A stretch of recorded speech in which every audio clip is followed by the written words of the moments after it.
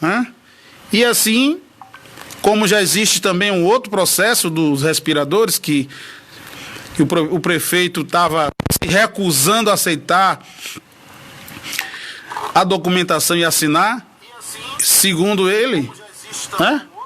Segundo ele, vai assinar sim a documentação já. Vamos aguardar aí agora o desenrolar, né? O desenrolar do assunto. Estamos aqui aguardando também agora o Anderson Bulgari, né? E daqui a alguns instantes irá, né, falar sobre todos esses assuntos que andam, esses processos que está tramitando na Câmara, né? Que é o Senta Levanta. Ele vai dar esclarecimentos, melhores esclarecimentos aqui a gente. Estamos aguardando aqui ele entrar no ar. Daqui a alguns instantes ele vai comparecer aí e vocês vão saber tudo o que está acontecendo. Cadê você, meu amigo Tailan? Estamos aguardando você também aqui. Bom, estamos aqui. A live sim. Eu pensei que ia ficar no... Não, mas você vai participar também. Ah, tá. Pera aí, então. Segura a onda aí. Candeias. Atenção. Município de Candeias, a gente tem que ler essa notícia. E aí eu fiquei tava sem áudio. Na live tava sem...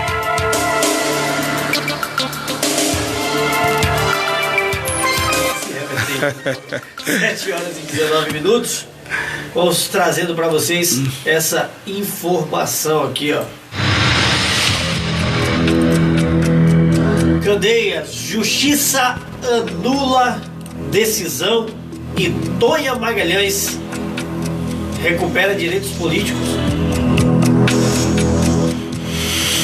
O Tribunal de Justiça da Bahia, TJ, acatou recurso interposto pela ex-prefeita de Candeias, Tonha Magalhães do DEM, e anulou a condenação anterior por atos de improbidade administrativa. O processo transitou em julgado, encerrando o prazo legal para novos recursos. Com isso, a política democrata recupera os direitos políticos, ficando elegível para o pleito eleitoral de 2020. O relator do processo, o desembargador Oswaldo de Almeida Bonfim, acolheu os embargos de declaração da ex-prefeita de Candeias, justificando que a decisão anterior baseou-se em uma sentença nula. Desta maneira, o acordão, ora questionado, de fato deve ser declarado nulo, tendo em vista que julgou a apelação cível que combate a sentença nula por decisão teste tribunal, conforme já explicado. Uma sentença declarada nula não pode reproduzir efeitos jurídicos. Em nome do princípio constitucional da segurança jurídica, argumentou o relator. A ex-prefeita tinha perdido os direitos políticos por 5 anos, além de ter sido condenada e ressarcir o município no valor de R$6 mil reais. R$ 6.184,56 ao pagamento de multa no valor de R$ 2.930, que seria redirecionado ao Fundo Municipal da Criança e do Adolescente local. Tonha Magalhães também não poderia, pelo período de 5 anos, contratar com o poder público, nem receber benefícios ou incentivos fiscais ou credifícios, direta ou indiretamente, ainda que por intermédio de pessoa jurídica da qual seja sócia majoritária. Inicialmente, os veículos de comunicações publicaram, induzido ao erro, que a ex-prefeita estaria inelegível. Porém, após ter contactado com a defesa de Tonha Magalhães, a informação foi corrigida. Você tá no ar, meu filho? Tô lhe vendo aí. Fica por que você tá sozinho, tá falando. Então, a decisão da justiça foi revista, pelo que eu estou lendo aqui. Antônia Magalhães teve o direito cassado, depois revogou a decisão que caçava os direitos políticos de Antônia Magalhães. E agora ela está, infelizmente, inelegível por si. Ela está elegível. Não. Saiu agora essa notícia. Então é outra... 19 e 17 já são outra notícia. Então ela já recorreu já? Assim, rápido? Já aqui, ó. Candeia, justiça anula a decisão e Tônia Magalhães recupera os direitos políticos. Rápido assim? Meu Deus do céu, rapaz, que velocidade. Peço desculpa aí porque minha voz estava saindo mais que eu tinha sem querer que estava desligado o microfone. Viu? Mas Candeias, justiça anulou então a decisão e Tônia Magalhães recuperou os direitos políticos. É a notícia que saiu agora às 19 horas e 17 minutos. Saiu já em cima do nosso programa. Rapaz, olha, às 18h30 mais ou menos saiu a notícia, né? Vamos aqui. Às 18h30 mais ou menos saiu a notícia que ela estava inelegível, já estava realmente com seus direitos cassados, 5 anos, né? Aí agora, às 19 quanto, mais ou menos? Diga aí, amigo Tana. Às 19 horas e alguns minutos. 17 minutos. Já saiu dizendo que ela está elegível de novo. Meu Deus do céu, menos de 24 horas. Então, vamos aguardar, porque como a política é muito dinâmica, a gente pensa que é uma coisa, daqui a pouco outra, que muita gente já estava até comemorando, né? A inelegibilidade, é isso mesmo, assim, amigo? Da ex-prefeita Antônia Magalhães. Mas de uma forma ou de outra fragiliza, né? Mesmo que, infelizmente, mesmo que ela saia candidata, eu acho que fica uma candidatura meio fragilizada. Essa é a minha opinião. Porque tá assim, de repente ela fragilizada e insegura. E insegura, né? Infelizmente, porque assim, ela pode estar candidata e de repente pode cair de novo a liminar, né? Mas assim, vamos aguardar as cenas dos próximos capítulos, né? Para ver o que pode sim acontecer. E nós estamos aqui aguardando, né? Aguardando aqui o nosso amigo Anderson Bulgari, né? Ver se ele comparece aqui nossos estúdios para a gente fazer as perguntas a ele, que está aqui já na ponta do lápis, na ponta da língua, para que ele nos responda alguns dados, né? Muitas coisas que nós temos curiosidade. E o que acontece é o seguinte, que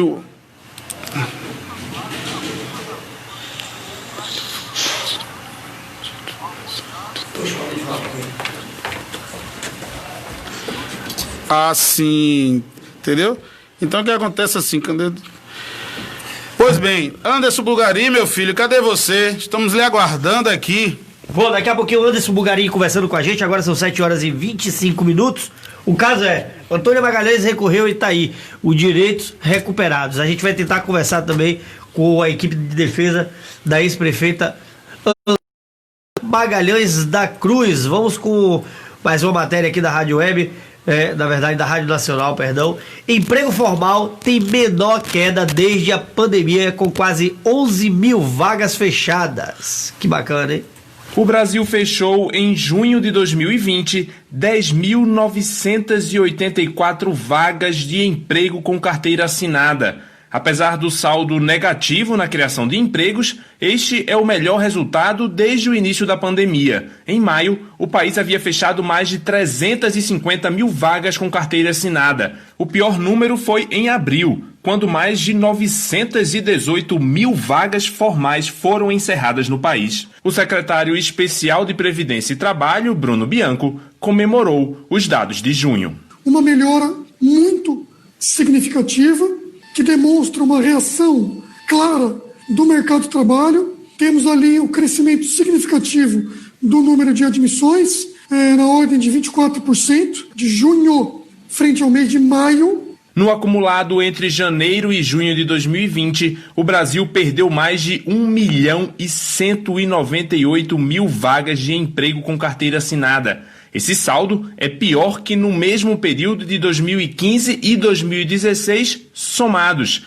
anos que o país registrou uma queda de mais de 7% do PIB, o Produto Interno Bruto, que é a soma de todos os bens e serviços produzidos no país. Com isso, o Brasil terminou o mês de junho deste ano com mais de 37.611.000 vagas de trabalho com carteira assinada, 3% a menos que no mesmo mês de 2019. As regiões Norte, Centro-Oeste e Sul registraram um saldo positivo na criação de postos de trabalho em junho, contra uma redução nas regiões Sudeste e Nordeste. Já nos meses de março, abril e maio, os 3 primeiros da pandemia, todas as regiões haviam registrado mais demissões que contratações de carteira assinada. Em relação às atividades econômicas, o setor dos serviços foi o mais atingido pela pandemia. No acumulado de janeiro a junho, foram mais de 507.000 vagas fechadas no segmento. Em seguida, vêm os setores do comércio e da indústria, entre os mais atingidos pela crise do novo coronavírus.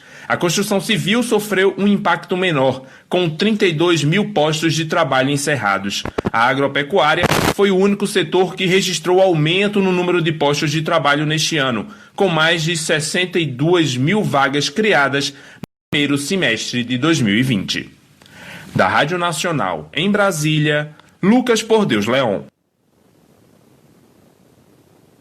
Obrigado pelas informações. Agora são 7 horas e 28 minutos, 7h28. Daqui a pouquinho conversaremos com Anderson Bulgarim, que estará conversando com a gente aqui pela Web Rádio Legal. CNC, endividamento do brasileiro deve bater recorde em julho. O percentual de famílias brasileiras endividadas voltou a crescer no mês de julho, alcançando novo recorde histórico. 0,4%. Em comparação com junho, o aumento foi de 0,3 ponto percentual, já com relação a julho do ano passado, a alta chegou a 3,3. Os dados são da pesquisa de endividamento das famílias da Confederação Nacional do Comércio de Bens, Serviços e Turismo. A proporção inclui as famílias endividadas de diversas formas, que vão do cheque especial ao empréstimo pessoal e prestação de carro ou casa própria. Mas o grande vilão é o cartão de crédito, apontado como o principal tipo de dívida por mais de 76% das famílias com débitos. E assim como no último mês, a economista da CNC, Isis Ferreira, explica que a sondagem detectou algumas diferenças.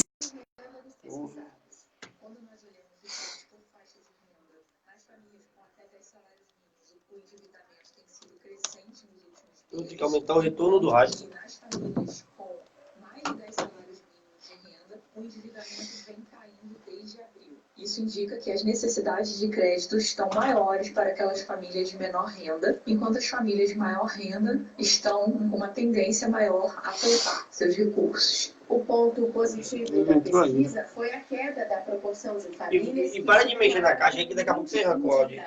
Que chegou a 16,1% em junho. Recusou, não entendi. Ficou em 15,5%. Recusou. Essa foi a primeira queda apresentada por esse indicador desde janeiro. Na comparação anual, porém, houve alta de 2,2 pontos percentuais. Já o número de famílias com dívidas Contas em atraso aumentou de 25,4% em junho para 26,3% em julho, atingindo a maior proporção desde setembro de 2017. Também houve crescimento do percentual de famílias que declararam não ter condições de pagar seus débitos em atraso e que, portanto, vão permanecer inadimplentes. Esse grupo saltou de 11,6% para 12% em um mês, o maior índice desde novembro de 2012. O mesmo indicador também variou de acordo com os rendimentos. Entre as famílias que recebem até 10 salários mínimos, a inadimplência subiu para 29,7% em julho. Já entre aquelas que têm ganho superior a 10 salários, a proporção apresentou leve queda de 11,4% para 11,2%.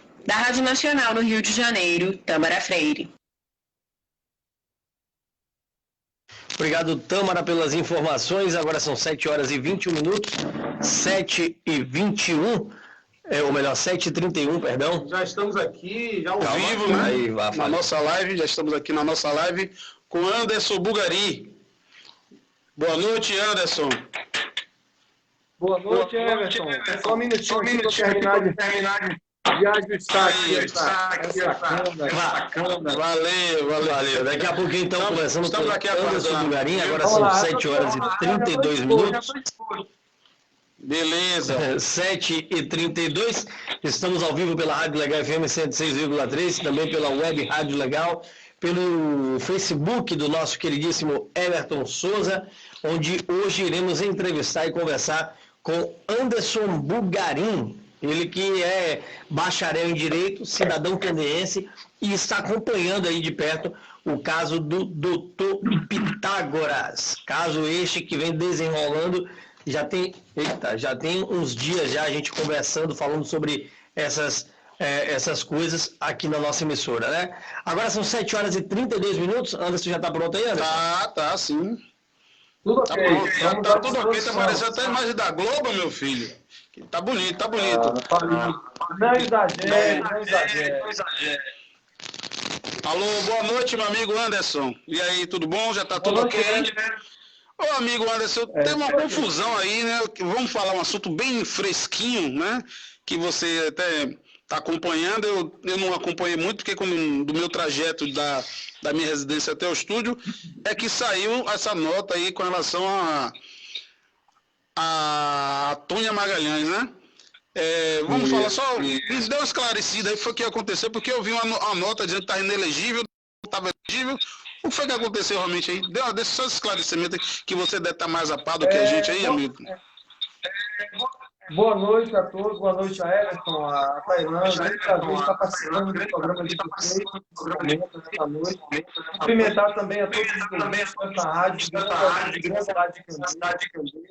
Eu venho até publicamente, até que também compartilhei. Eu tenho uma lista de transmissão de contato político na cidade de Candeias e recebi essa mensagem que tinha Tônia Magalhães inelegível, né, por 5 anos, e compartilhei. Posteriormente, eu abri a mensagem. A mensagem era o sentido inverso. Ela continua elegível, totalmente capaz para participar do pleito político aí, no caso de 2020. Eu vi até publicamente pelo meu aí de uma forma equivocada. Muito obrigado. O Anderson, ela corre, ainda perguntando sobre esse caso de Tônia Magalhães, ela corre o risco ainda assim de ficar inelegível? Rapaz, veja lá, é uma situação que tudo se encaminha para não, né? É uma ação antiga, que houve um recurso aí em primeira instância, e houve um questionamento na primeira instância, se subiu, foi para o TJ, e no TJ houve um embargo de declaração, onde foi anulada a sentença, né? Especula-se nos bastidores, muitos fake news, que se alega que a qualquer momento ela se torna inelegível, mas para mim, eu recebi essa notícia de uma forma muito surpresa, mas eu estava me preparando, inclusive, para essa live de vocês e confesso que eu nem abri direito, várias pessoas ligando, estou inelegível, mas eu particularmente não acredito. Eu acredito que Tônia Magalhães vai estar, sim, apta a concorrer nesse pleito tão importante agora de 2020. Tá bom, ok. Então. Falando já sobre o caso do Dr. Pitágoras, a Câmara de Vereadores, no primeiro momento em que houve aquela agonia toda, que a gente até estava acompanhando ao vivo, afastou o prefeito de Candeias através de uma investigação da compra superfaturada dos respiradores no montante de R$1.400.000. Esse afastamento, muitas pessoas comentam que foi inconstitucional. Isso é verdade? Mas não, veja lá, eu já em outras entrevistas que eu tive a honra de participar, inclusive com Paulo Martins, tipo assim, existe eu vou repetir o que eu já falei em outra live, que existe uma particularidade, né? Na primeira denúncia, que foi recebida e lida pela Câmara no dia 8 de julho, uma das linhas de argumentação da denúncia foi a obstrução processual por parte do prefeito. Então, houve uma fundamentação da Lei 8429, artigo 20, parágrafo único, onde diz que qualquer agente público que óbice, ou seja, que crie dificuldade na questão processual, pode ser afastado do seu cargo mantendo seu salário. Então, essa foi a fundamentação jurídica para o afastamento cautelar.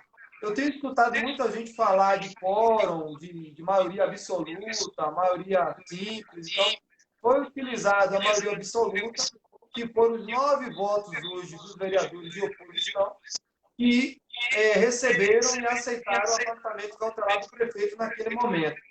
Então, posteriormente ao afastamento cautelar, foi aprovado a formação da comissão processante, que se deu início, isso foi no dia 9, na quinta-feira, e na sexta-feira o prefeito recorreu, através de um mandado de segurança, requereu uma liminar em primeira instância, né? Onde o juiz de primeira instância, aqui da nossa cidade de Candeias, entendeu de forma liminar que não cabia nem o afastamento cautelar e também nem o início da comissão processante. Entendeu?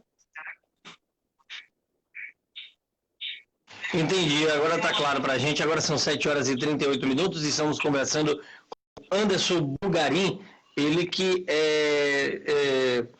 Está acompanhando o processo. Bacharel em Direito. Bacharel em Direito. Ele é o cunhado do prefeito, né? É isso? E está a par de todo o processo, né? E assim ele veio aqui para dar alguns esclarecimentos, que a gente está cheio de dúvida, né? O eleitor, né? Os munícipes estão cheios de dúvida, e espero que você tire aqui as nossas dúvidas. Isso, Anderson Bugarim? Isso, vamos lá. Vou fazer uma pergunta aqui a você.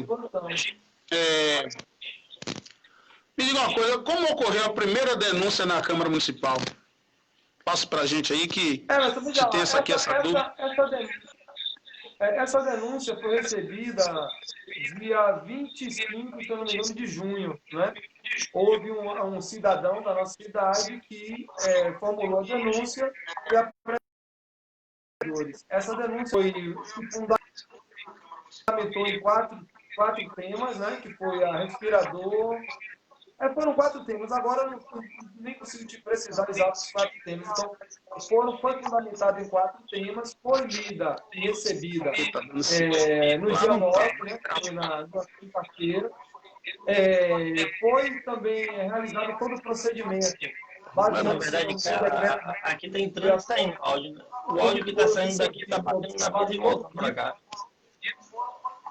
Né? Foi observado todo o vídeo. Pode falar, Anderson. Essa foi a primeira denúncia que a Câmara de Vereadores recebeu, né? Depois desse processo de recebimento, depois dessa questão do recurso de primeira instância, conseguimos uma revisão parcial no Tribunal de Justiça, onde, a priori, o desembargador Roberto Franklin entendeu que caberia a reforma no afastamento cautelar, ou seja, o prefeito voltaria ao cargo, mas que a formação da comissão processante foi legítima, né?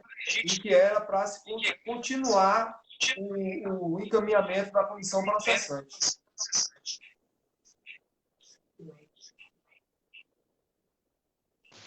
Ô, Bugarim, vocês conseguiram já notificar o prefeito?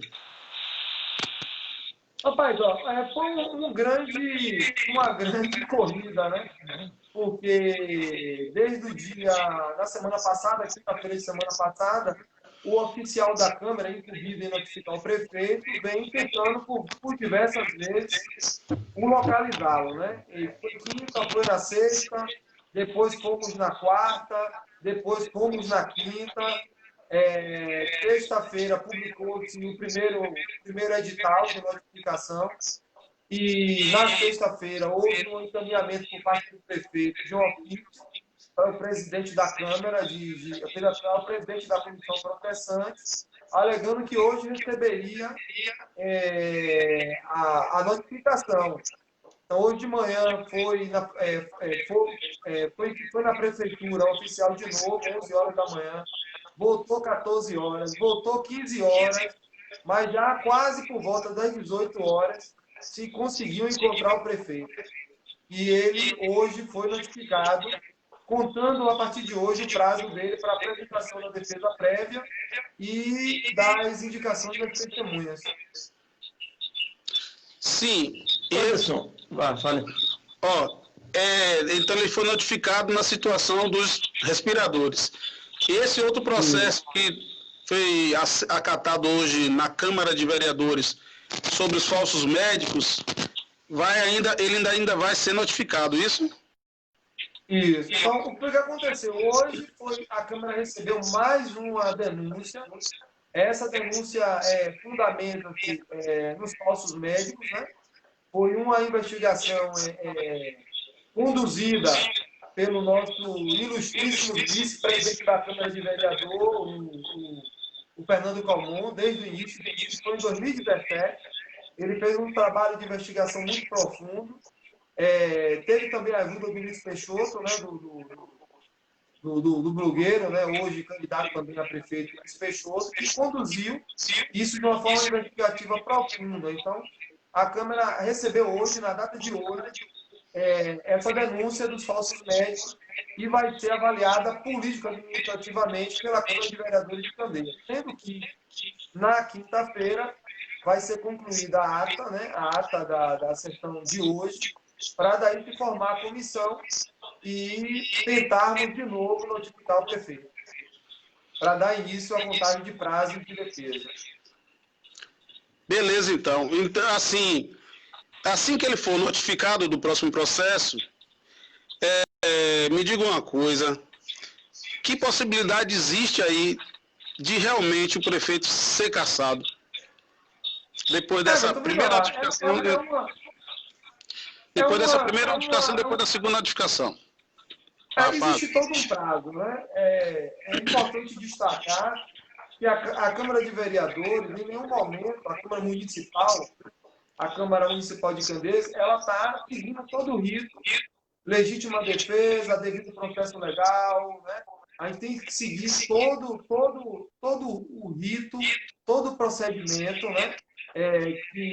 Que é inerente a um processo de julgamento, porque a Câmara de Vereadores hoje ela está exercendo um papel de julgadora, né?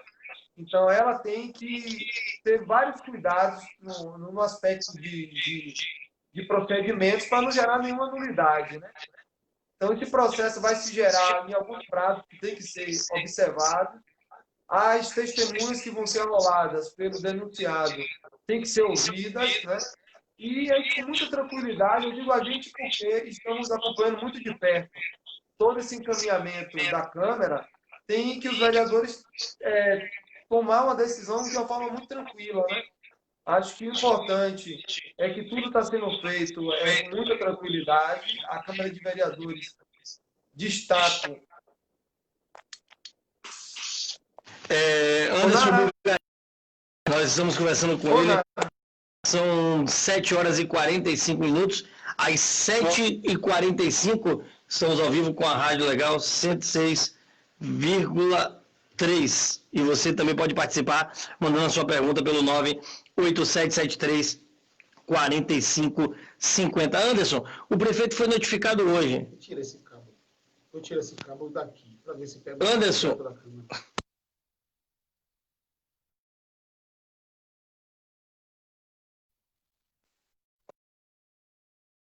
Tá aqui os vai ter sim. Tudo aí. Porque corta o áudio, né? Quando bota.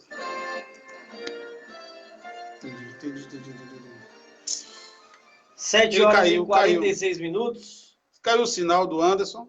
Né? A gente volta daqui a pouco perguntando. Enquanto isso, eu vou botar uma matéria aqui e daqui a pouco eu volto fazendo a minha pergunta, que é referente se o prefeito não fosse notificado, o que aconteceria? E agora, sendo notificado, quais são os próximos capítulos dessa novela? O que a gente realmente está se tornando uma novela, né? STF. Toffoli suspende impeachment de Witzel. Não entendi nada agora sua viagem. Não, eu imaginei o seguinte, ir pegar o áudio direto da câmera, para não ficar dando esse retorno. Aí você tem que ficar arrancando aqui e botando. O problema é esse. O problema está aí. Porra. Não é uma coisa ou outra. Partidos, ele fala partidos. Entendeu? Poxa, velho, tá dando esse retorno, o áudio tá lá no eco. Aqui não, mas na capa quer dar essa entrada e saída. E aí, velho? Como seria para resolver isso? Diz aqui que vai entrar com o Anderson. Esse eco que tá aí, velho. E as legendas menores tiveram a participação aumentada, desfigurando a correlação de forças políticas dentro do Legislativo Estadual. Já a Assembleia do Rio de Janeiro alegou que a Pode ter uma solução. proporcionalidade implicaria uma... Vou botar mais uma matéria e a gente vai solucionar isso aí. total da Assembleia. Deixa o Mato tá aqui. 25 membros, um para cada partido com assento no Legislativo Estadual. Ao definir a liminar, o ministro Dias Toffoli... Vou botar outra mesa de som aqui, puxar dessa mesa para de cá e daqui para lá. Quando a gente falar, quando ele for falar, a gente fecha. Deveria respeitar a proporção dos partidos do parlamento. Vem aí, você tá certo. A apresentação da defesa... Pera aí, tem que botar outra matéria, que essa daí não vai dar tempo, não. Deixa eu ver uma matéria grande aqui. Nesta semana, Essa deverá aqui. ser adiada. Vítor acusado de crime de responsabilidade na gestão dos recursos da saúde do Estado durante a pandemia. São denúncias de compras superfaturadas de respiradores, fraudes na licitação para os hospitais de campanha e outras irregularidades em contratos com órgãos... A pessoa tá reclamando que o óleo tá ruim. É isso. nega as acusações e diz que desde as primeiras denúncias determinou que se apurasse os fatos. E se a gente pegasse... Porra. Aí, quer ver uma solução? Porra, velho. Pera aí, calma aí. Ok, Lucas, obrigado pelas informações. Olha outra notícia aqui, ó. Pais de alunos de escolas privadas no Rio fazem baixo-assinados contra vídeo que ataca isolamento.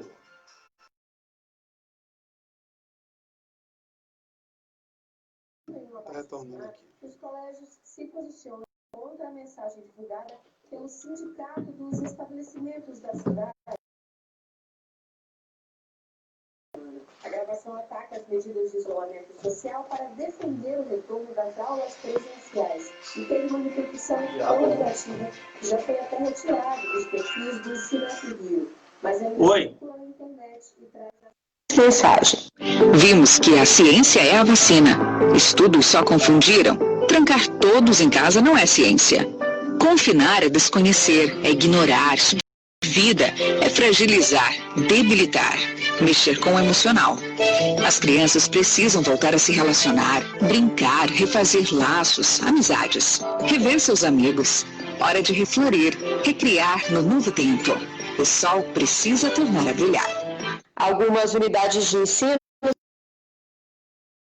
responsáveis, pelo menos 4, entre as mais tradicionais do Rio de Janeiro, o Colégio São Vicente de Paulo, as escolas Sapereira e Éden, assim como o Centro Educacional Anísio Teixeira, enviaram comunicados aos pais afirmando que discordam do conteúdo do vídeo. O psicanalista Fernando Tenório se diz aliviado porque as 3 filhas estudam em um desses estabelecimentos. Na medida em que é um vídeo que ele manipula frases de propaganda para fazer pouco da ciência, na verdade.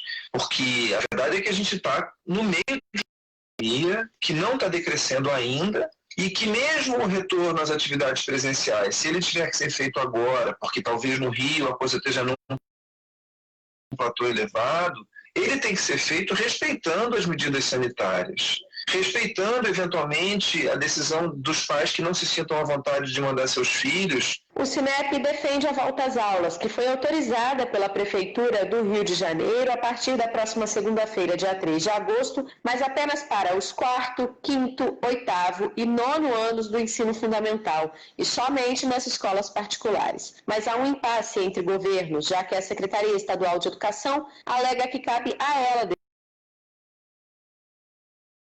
não devem voltar. Ele não vai dar, ele sai e desconectou de novo.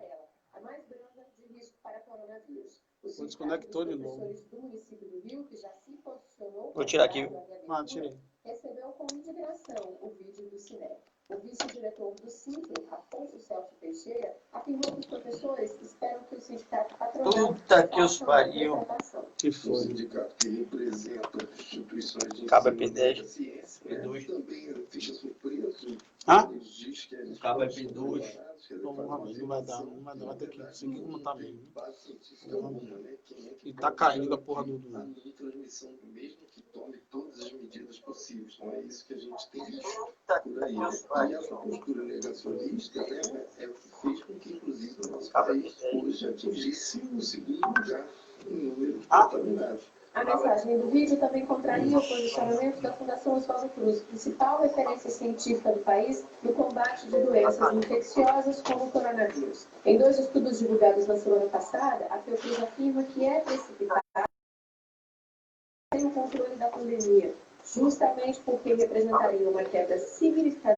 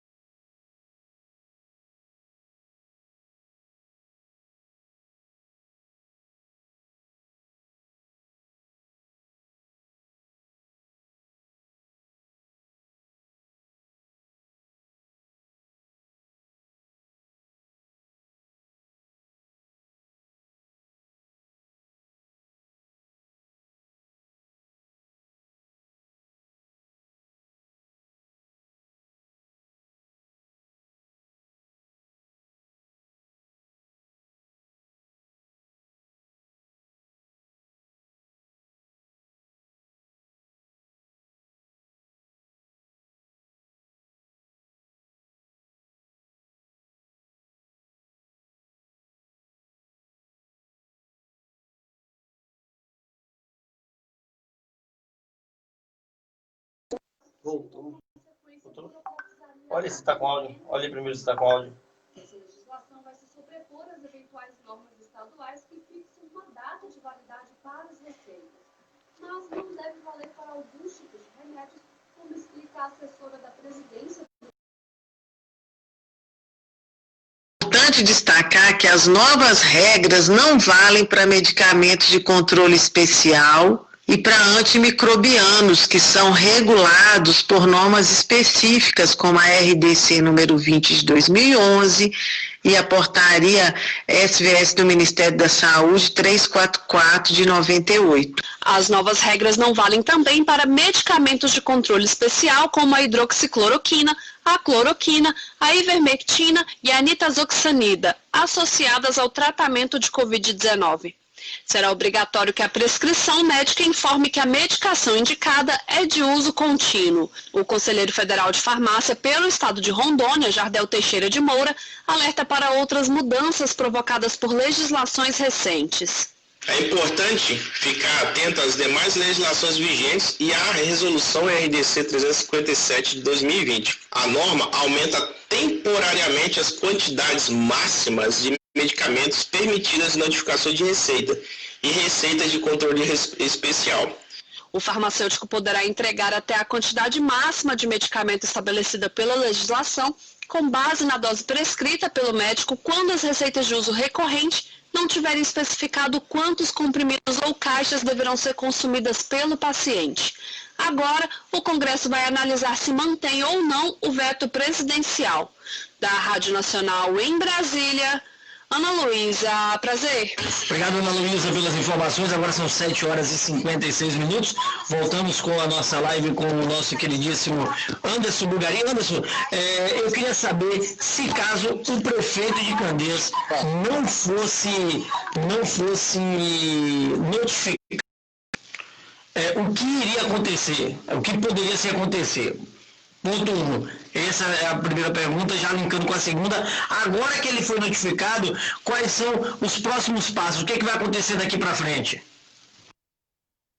Veja lá, já tínhamos encaminhado, diante da dificuldade de notificá-lo, a gente já seguimos todo o procedimento de notificação, das tentativas, tínhamos encaminhado já a primeira publicação no diário, no edital, né, da Câmara, inclusive vinculado no Diário Oficial. Mas agora isso aí perde um pouco o objeto, porque como conseguimos de forma definitiva a citação dele, o prazo de 10 dias para ele apresentar a defesa prévia e apresentar as testemunhas que vão fazer parte do processo. Essa é a primeira etapa.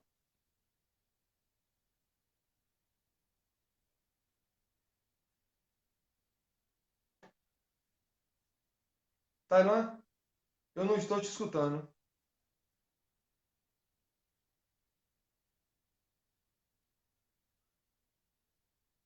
Tailan, eu não estou escutando vocês. Tá nos ouvindo agora? Agora. Pronto. A imprensa tem notado que o tema mais questionado foi o afastamento cautelar do prefeito. O que você tem a dizer sobre isso, meu amigo? Na realidade, o afastamento cautelar é porque normalmente o pessoal pega o Ctrl-C e Ctrl-V, né? Quando fala afastamento cautelar de prefeito, não cabe.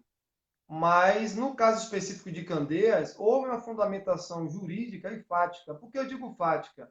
Porque apresentamos os reais motivos da obstrução processual. Por exemplo, foram 4 tópicos que foi utilizado como embasamento para o afastamento cautelar. A dificuldade que a Câmara tem de ter informação do prefeito, quando foram enviados vários ofícios para a Prefeitura, encaminhado tanto para o prefeito como aos seus secretários e não foi respondido. Existe também uma situação do próprio Ministério Público, que se pronunciou alegando da dificuldade que tem de ter informação do Executivo. Temos a situação do Diário Oficial, que foi praticamente apagado ou deletado, não sei se de forma intencional ou não, no ano de 2017 até novembro de 2018, não existe. A questão do impedimento da fiscalização da comissão do Covid, a questão da gestão familiar também, a centralização de poder, né? Hoje a gente tem aí a esposa do prefeito com 2 secretarias, a de saúde e também a de social, a gestão muito centralizada ali. Então, esses foram os fatos que embasaram o entendimento da aplicação da Lei 8429, onde fala ali sobre a questão de inegibilidade, né? Então, da improbidade administrativa, desculpa. Então, não é simplesmente um fato olha, esse prefeito, vamos afastar ele com 9 votos ou com quórum de 2/3. Não foi isso. Comprovamos, eu acho que qualquer juiz ou desembargador que se ater um pouco mais profundamente à peça vai entender que nela contém o lastro para o que foi pedido, no caso, o tópico do afastamento cautelar. Então, de uma forma genérica, é muito simples. Não cabe, mas a fundamentação, a exposição dos fatos e dos direitos que constam na denúncia embasa seguramente essa questão do afastamento cautelar. Tanto é que, em primeiro momento, o juiz de primeira instância entendeu que estava tudo ilegal. Houve a reforma inicial no TJ e, claro, que estamos manejando vários recursos cabíveis para tentar a reforma dessa decisão ainda no Tribunal de Justiça.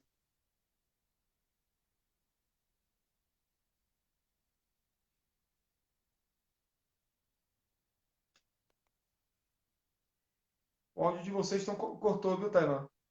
Esse novo processo que a Câmara abriu hoje em relação aos falsos médicos, ela também pode, ela também dá uma força à acusação anterior ou não? Na realidade é o seguinte, se fosse seguir a rigor mesmo, nós teríamos fatos de inúmeras denúncias, né? Porque a primeira denúncia, na realidade, aborda 4 temas.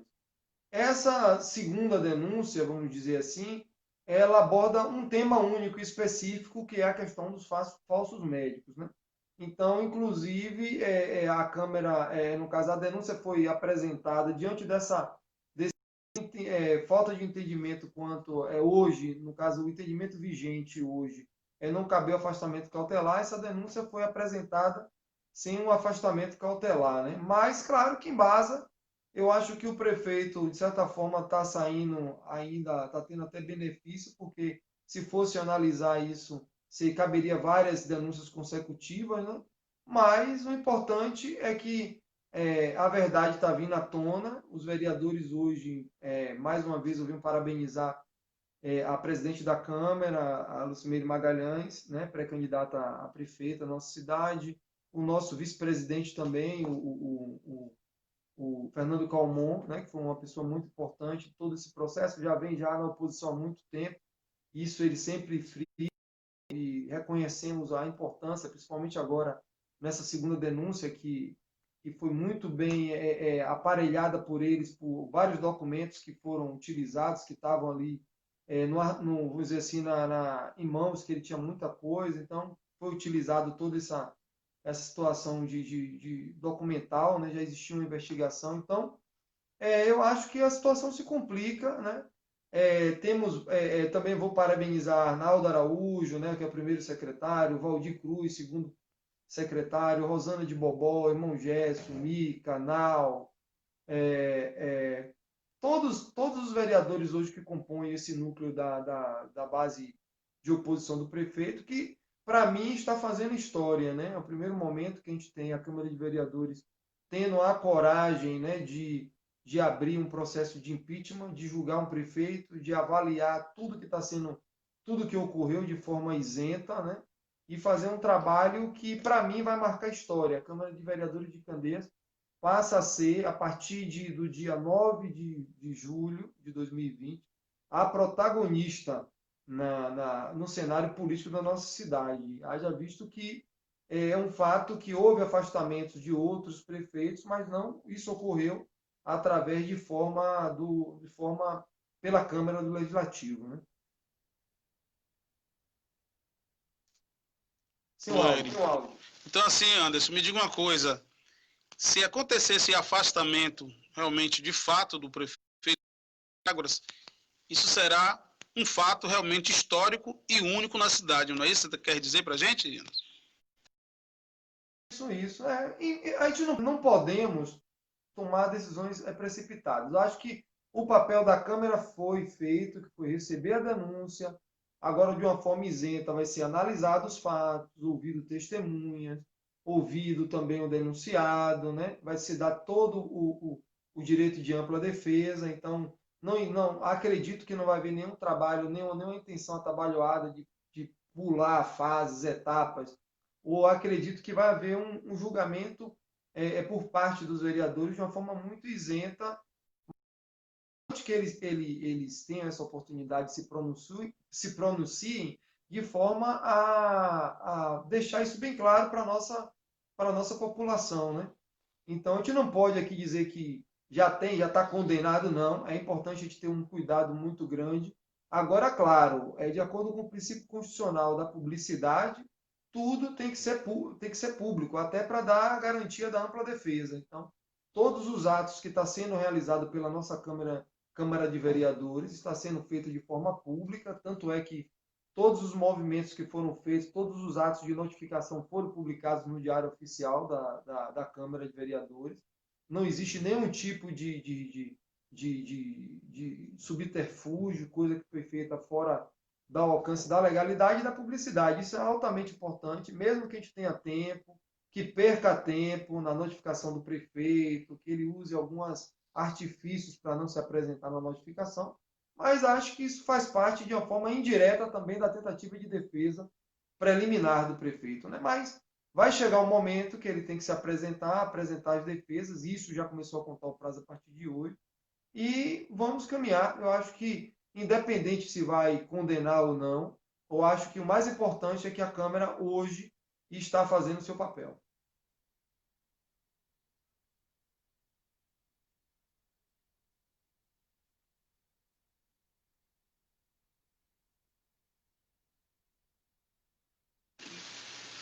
Bugarim, ele está perguntando qual o prazo que o prefeito tem para se apresentar ou prestar esclarecimento à Câmara de Vereadores a partir do momento que ele foi notificado.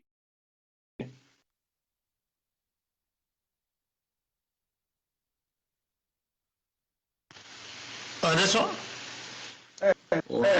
Sobre o prazo, são vários prazos que existem. O primeiro prazo vai ser o prazo de 10 dias úteis. Então, contando com hoje, ele tem um prazo até dia 11 terça-feira de hoje a 15, para fazer a apresentação da defesa prévia e também apresentar as testemunhas. Depois daí segue outros prazos, né?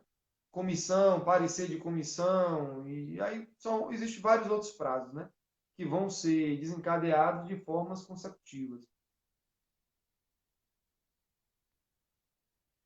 Coisa que eu tenho uma dúvida aqui em relação à Câmara de Vereadores, ela pode pedir novamente o afastamento do prefeito? Repare, tudo depende de se chegar uma outra denúncia, né? Hoje nós estamos com... A Câmara recebeu 2 denúncias, uma no dia 25, né? E outra que foi agora na sexta-feira. Na primeira denúncia que a Câmara recebeu, tinha um afastamento cautelar. A segunda denúncia, não, né? Houve uma denúncia sem, mas pode sim acontecer de chegar uma outra denúncia, né? Fatos graves, no meu entendimento, não faltam, né? Que precisam ser investigados, mas caso chegue outra denúncia, vai caber à Câmara de Vereadores avaliar ou não, né? Inclusive, houve uma denúncia que existia, que inclusive foi distribuída, que tinha o pedido de afastamento cautelar, que foi a segunda denúncia, que pelo cronograma normal seria até lida e recebida pela Câmara, mas diante dessa questão da discussão do cabimento do afastamento cautelar, pelo que eu entendo, acho que a Câmara entendeu de não fazer o recebimento da segunda denúncia e optou pelo recebimento dessa terceira denúncia.